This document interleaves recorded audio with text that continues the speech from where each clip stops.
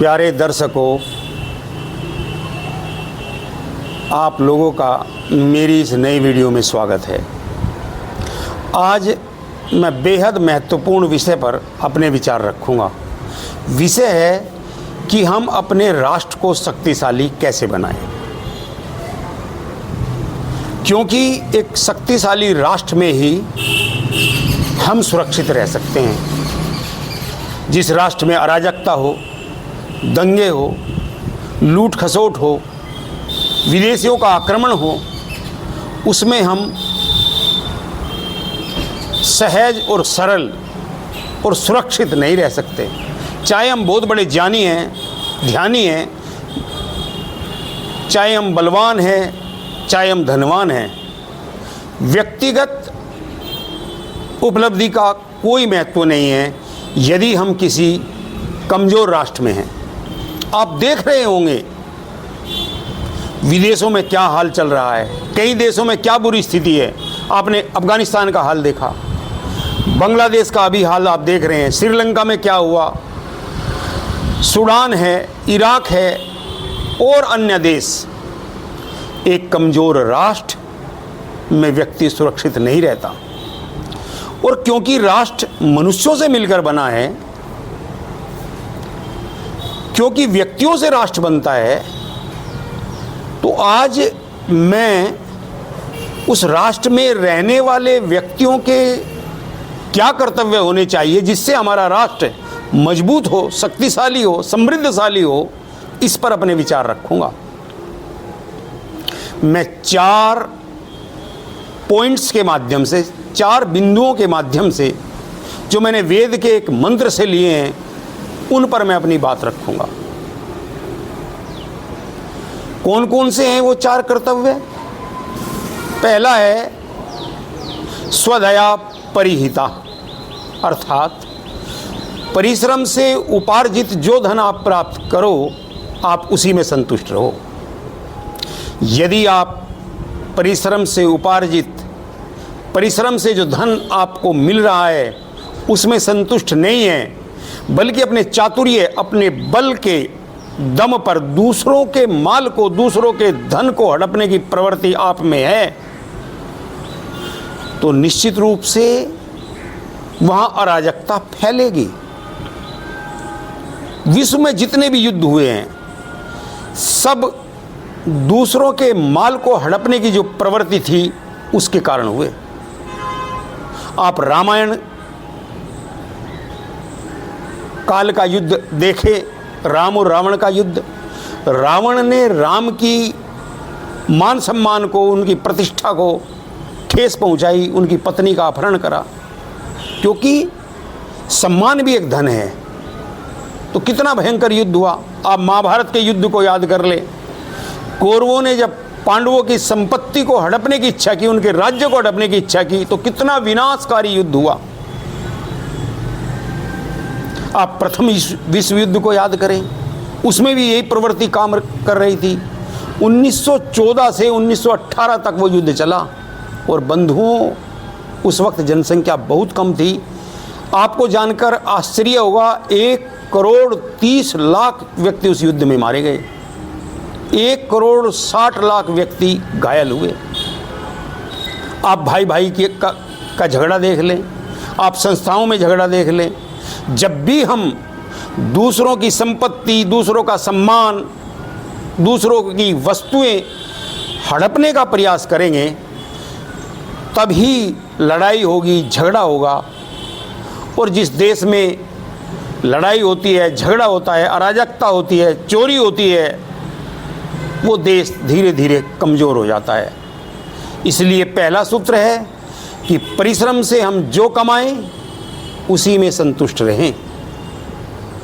दूसरा है श्रद्धया परियूढ़ा, हम हमेशा श्रद्धा पर आरूढ़ रहें। हम जो भी कार्य करें वो श्रद्धा पूर्वक करें। श्रद्धा का मतलब क्या है? श्रद्धा 2 शब्दों से मिलकर बना है, श्रद्ध प्लस धा, सत्य को धारण करना। अर्थात हम जो भी कार्य करें उसे सोचकर समझकर करें, अंधा अनुकरण बिल्कुल ना करें। आज हम देख रहे हैं चुनाव के वक्त हम अंधानुकरण करते हैं।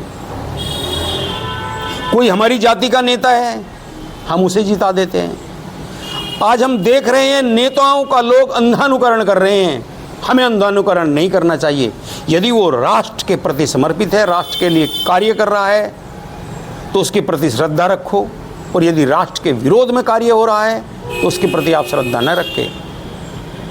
आज आप देख रहे हैं तथाकथित बाबाओं, तथाकथित भगवानों के पीछे एक भारी भीड़ है, और उन भगवानों का, उन बाबाओं का आप जीवन देखें, उनके बारे में जब बाद में पता चलता है वो कैसी कैसी हरकतें कर रहे हैं, लेकिन हम भेड़ चाल की तरह एक के पीछे एक लगे हुए उन्हें पूज रहे हैं, उन्हें धन संपन्न बना रहे हैं, अपना पैसा व्यय कर रहे हैं, और बहुत सारी बुराइयां हमारे अंदर है।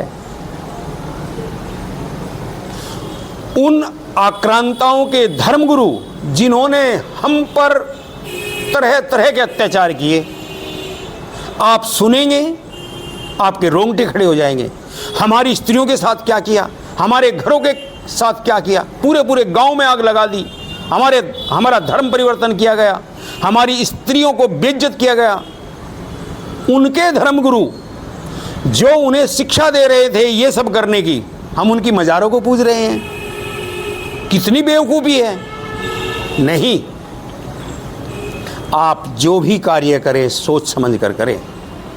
यदि आप सोच समझ कर कार्य नहीं करेंगे तो आप राष्ट्र को शक्तिशाली नहीं बना सकते। तीसरा है दीक्षया गुप्ता। इसका अर्थ है आप दक्ष बने यदि सुरक्षित रहना चाहते हैं, आप जीनियस बने, आप स्किल्स सीखें, आप अपने कार्य की संपूर्ण जानकारी रखें, और न केवल रखें बल्कि उसे कार्यान्वित भी करें। इससे कोई फर्क नहीं पड़ता आप प्रधानमंत्री हैं या आप चपरासी हैं या आप मंत्री हैं या आप टीचर हैं या आप डॉक्टर हैं। यदि आप अपने कार्य में दक्ष हैं, यदि अपने कार्य में पूर्ण हैं, यदि आपका उसे ज्ञान है, आप अपने कर्तव्य का पूरी तरह पालन कर रहे हैं, तो आपको दो चीज मिलेगी ही मिलेगी, एक धन और एक सम्मान। एक छोटा सा दुकानदार गोलगप्पे की अगर दुकान लगा रहा है और वो दक्ष है अपने कार्य में, आपको वहां भी भीड़ मिलेगी, वो भी धन कमा रहा है। लेकिन यदि आप दक्ष नहीं हैं, देख लीजिए आप कंपनियों में, देख लीजिए आप स्कूलों में, मैं टीचर रहा हूं, देखा है मैंने, जो दक्ष नहीं होते, जो कमजोर होते हैं अपने विषय में, वो दो काम करते हैं। एक राजनीति करते हैं, दूसरा चमचागिरी करते हैं। डिसबैलेंस करते हैं उन लोगों को भी जो अपना कार्य ईमानदारी पूर्ण कर रहे हैं, और जो ईमानदारी से कार्य कर रहा है, जब वो उनकी बड़ाई देखता है, उनको अच्छे तरीके से देखता है, उनके प्रति बॉस का व्यवहार अच्छा देखता है, तो धीरे धीरे धीरे धीरे वो भी अपनी शक्ति को, अपनी ऊर्जा को खो देता है। सबसे बुरी बात यह है, अगर आप दक्ष नहीं हैं, अपने कार्य में पूर्ण नहीं हैं, आपको पूरा ज्ञान नहीं है अपने कार्य का, आप हमेशा असुरक्षित महसूस करेंगे।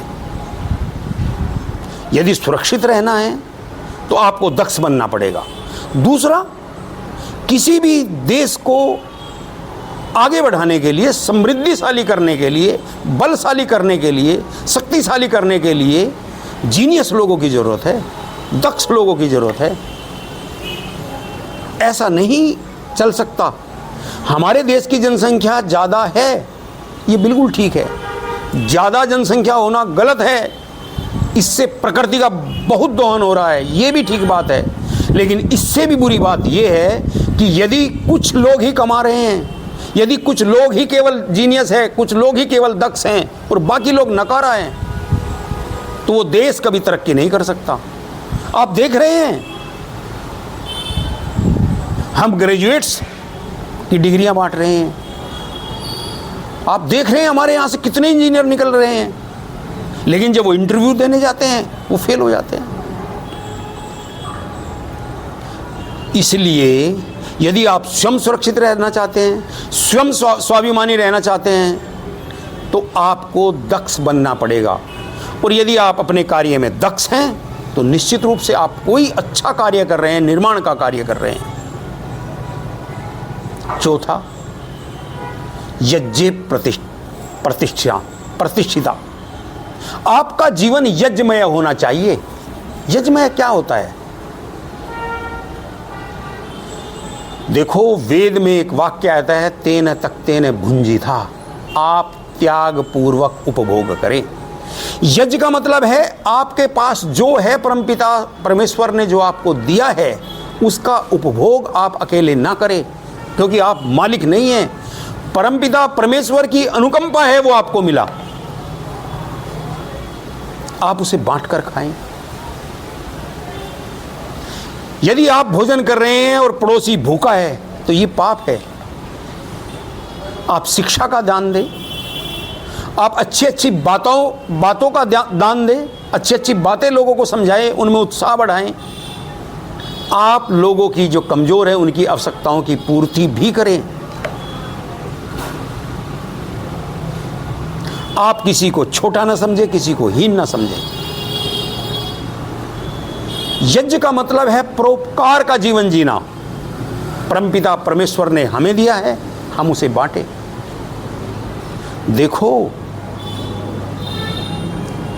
हर व्यक्ति समान नहीं है, क्षमताओं में, बुद्धि में, बल में, पराक्रम में, कार्य में, और ये खूबसूरती भी है। कोई छोटा है, कोई धन की दृष्टि से मैं कह रहा हूं, कोई छोटा है, कोई बड़ा है, कोई और बड़ा है। कम्युनिस्टवाद ये कहता है कि सबको आप एक कर दें, लेकिन सब एक हो नहीं सकते। एक बगीचे में यदि एक ही तरह के फूल होंगे तो उसमें सौंदर्य नहीं होगा। और आप एक लाइन पर खड़ा भी कर दें और फिर दुड़ाएं उन्हें, कुछ लोग फिर आगे निकल जाएंगे। तो समाधान ये नहीं है कि आप सबको एक लाइन में खड़ा कर दें, धनवानों का धन छीने और सब में बांट दें। ये बिल्कुल समाधान नहीं है। और जिस जिस देश में यह समाधान हो, फेल हो गए। क्योंकि यदि अपनी क्षमताओं के अनुसार आपको काम और आपको धन नहीं मिलेगा तो निश्चित रूप से जो आपके पीछे हैं वो प्रेरणा कैसे लेंगे? यदि मुझे निठल्ले को भी उतना ही मिलना है, कार्य करने वाले को भी उतना ही मिलना है, तो वो कार्य क्यों करेगा? लेट जाएगा वो भी। तो ये कोई समाधान नहीं है कि आप लोगों का धन छीनो और सब में बांट दो। आज एक बड़ा प्रचलन चल रहा है, एक फैशन सा बन गया है, पूंजीपतियों को गाली देना और नेताओं को गाली देना। लेकिन क्या हम अपने विषय में भी सोच रहे हैं? अपने कर्तव्य भी देख रहे हैं? हम क्या कर रहे हैं? हम कितना परिश्रम कर रहे हैं? हम में कितना उत्साह है? कितना हम कार्य कर रहे हैं? हम कितने कानून के पालन कर रहे हैं? उंगली उठाना बड़ा आसान है। इसीलिए वेद ने व्यवस्था की है कि आप उपभोग करें, लेकिन दानपूर्वक दूसरों को भी बांटें। उससे खुशी मिलेगी। आपसे छीन लिया जाए, आपकी जेब से निकल जाए, वो एक अलग प्रक्रिया है, वो एक अलग मानसिकता काम करती है। लेकिन अगर आप अपने ही हाथों से किसी को देंगे, किसी का भला करेंगे, किसी को शिक्षित करेंगे, किसी को अच्छे अच्छे विचार देंगे, किसी को कपड़े देंगे, किसी को धन देंगे उसकी पूर्ति के लिए, तो निश्चित रूप से वो किसी भी राष्ट्र के लिए लाभकारी रहेगा। अतः इन 4 कर्तव्यों का जब हम पालन करेंगे, पहला, परिश्रम से उपार्जित जो भी धन प्राप्त हो उसमें संतुष्ट रहो। दूसरा, अंधा अनुकरण मत करो, ना नेताओं का, ना बाबाओं का, ना धर्मों का, बल्कि सोचो, और ना मान्यताओं का, बल्कि सोचो समझो तब उस पर चलो। तीसरा है, निपुण बनो। कोई भी कार्य करो आप, कोई कार्य छोटा और कोई कार्य बड़ा नहीं होता, उसमें आप निपुणता हासिल करें तो निश्चित रूप से आपको धन भी मिलेगा, आपको प्रतिष्ठा भी मिलेगी। और चौथा और अंतिम, सबका ध्यान रखो। यदि ईश्वर ने हमें दिया है तो अपने आसपास भी के लोगों का भी आप ध्यान रखें। यदि हम इन 4 कर्तव्यों का पालन करेंगे तो निश्चित रूप से हमारा राष्ट्र महान बनेगा। इन्हीं शब्दों के साथ मैं अपनी वाणी को विराम देता हूँ। नमस्कार।